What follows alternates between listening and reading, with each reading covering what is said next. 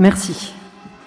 Madame la maire, mes chers collègues, après l'année particulièrement éprouvante que nous avons vécue, marquée par les restrictions, l'isolement et la morosité, parfois par la peur et souvent par la volonté de retrouver un semblant de vie normale, nous avons goûté avec émotion au plaisir simple de reboire un café en terrasse, de découvrir des œuvres remarquables au détour d'une exposition ou de nous asseoir dans les fauteuils si confortables d'une salle de cinéma. En un an, ces petits moments sont devenus de grands événements. Pour nous, clients et usagers qui aimons la vie, mais aussi et avant tout pour le monde de la culture, les associations et les commerçants trop longtemps privés de leur principale raison d'être, le contact avec le public. À Rennes, ville de la jeunesse marquée par une profonde tradition de la fête, de la culture et du savoir-vivre à la bretonne, on savoure depuis plusieurs semaines ce sentiment de liberté concomitant à l'arrivée de l'été. Dès le 9 juin, 5000 personnes ont assisté à la diffusion de La Chauve-souris, le chef-d'œuvre de Johann Strauss, dans le cadre d'Opéra sur écran. Quelques jours plus tôt, des milliers de fans de jeux vidéo ont participé à la 16e édition du Stunfest, le festival des cultures vidéoludiques. Depuis la salle de la Cité ou en streaming, les internautes ont pu assister à une pièce de théâtre interactive, à un tournoi inter-EHPAD, à une finale de jeux de combat accompagnée d'une battle de hip-hop en partenariat avec le Centre chorégraphique national de Rennes et de Bretagne. Une fois encore, Rennes a su montrer son attachement à célébrer la culture sous toutes ses formes, ainsi que sa capacité à organiser des événements de grande ampleur dans le respect des contraintes sanitaires. C'est dans cet esprit que débute, ce jeudi, l'opération Cet été à Rennes, qui déploie une offre culturelle, sportive et de loisirs extrêmement ambitieuse dans les quartiers à destination des Rennaises et des Rennais de tout âge, et en particulier des familles, des jeunes et des publics isolés. Cette année, consciente que de nombreuses personnes n'auront pas la possibilité de partir en vacances compte tenu de la crise économique et sociale et de la limitation des déplacements à l'étranger, la ville de Rennes a décidé de renforcer encore davantage la programmation de ce rendez-vous estival. Une délibération vous sera d'ailleurs présentée en ce sens ce soir. Concrètement, cet été à Rennes, vous pourrez assister à l'une des 10 séances de cinéma en plein air organisées dans plusieurs quartiers et dans un EHPAD.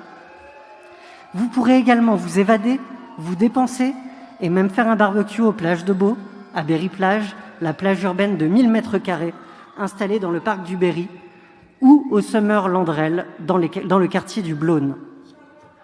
Pour affronter les records de chaleur annoncés, vous pourrez profiter de plusieurs piscines ou bien décider de prendre le large grâce à Rennes à la mer et au vert, qui propose des excursions pour découvrir Pornic, La Baule, Quiberon, Vannes ou encore Erquy à partir de 2,50 €. Par ailleurs, des aides financières seront proposées aux familles et aux personnes isolées des quartiers populaires qui souhaiteraient partir en vacances de façon autonome. Nous avons également pensé à toutes celles et ceux qui doivent, pour une raison ou pour une autre, rester à Rennes cet été. En lien avec les associations et les clubs, la ville organise des animations sportives gratuites dans 19 lieux. Tout Rennes bouge permet de découvrir le basket, le yoga, le tir à l'arc ou encore la marche nordique et d'occuper les 10-14 ans dont on sait à quel point ils ont besoin de se défouler. Cet été à Rennes, c'est aussi des événements pour découvrir la biodiversité et se familiariser avec l'agriculture urbaine ou encore pour profiter des livres hors les murs grâce à des chasses au trésor, des escape games et des lectures publiques organisées par les bibliothèques de quartier. Celles et ceux à qui les festivals ont tant manqué se réjouiront des programmations éclectiques de Transat en ville et des tombées de la nuit. Les autres pourront apprécier les projections monumentales sur la façade du Parlement ou célébrer la culture bretonne avec les mercredis du Tabor. Je ne résiste pas à l'idée d'ajouter à cette liste déjà conséquente le feu d'artifice qui sera tiré depuis le stade de la Bélangeraie à l'occasion de la fête nationale. Et ce n'est pas seulement parce que j'ai la chance de voir coïncider mon propre anniversaire avec ces festivités. Enfin, Cette année, un nouveau rendez-vous s'empare de notre ville, celui de l'art contemporain. La première édition d'Exporama marquera les esprits avec ses 36 expositions, dont le noir et le blanc dans la collection Pinault, au couvent des Jacobins, et la couleur crue au musée des Beaux-Arts. De nombreux lieux culturels sont par ailleurs mobilisés, parmi lesquels les Champs Libres, le Frac, la Criée ou encore 40 mètres cubes.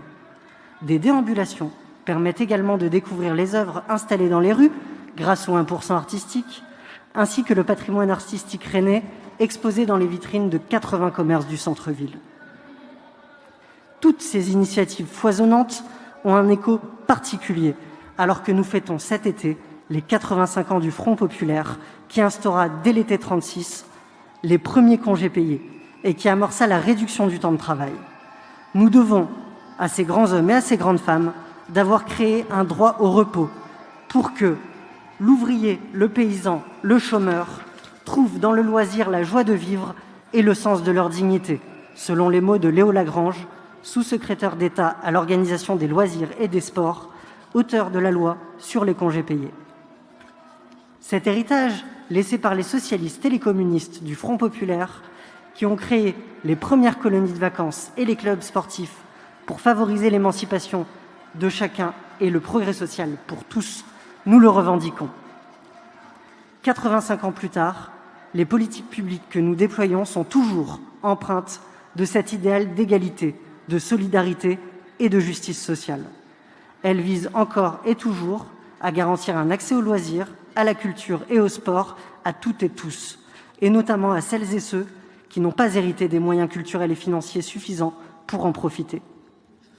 En permettant aux Rennaises et aux Rennais de partir en vacances ou de découvrir leur ville et leur quartier différemment, grâce à des animations et des événements d'une grande diversité, nous contribuons à renforcer ce lien à la nature, à l'art ou à l'autre qui nous a tant manqué. Car cet été, malgré les contraintes sanitaires qui demeurent, rien ne nous interdit de rêver, comme Léon Blum à l'époque, d'une société où tout sera libre, le corps comme l'esprit. Je vous remercie.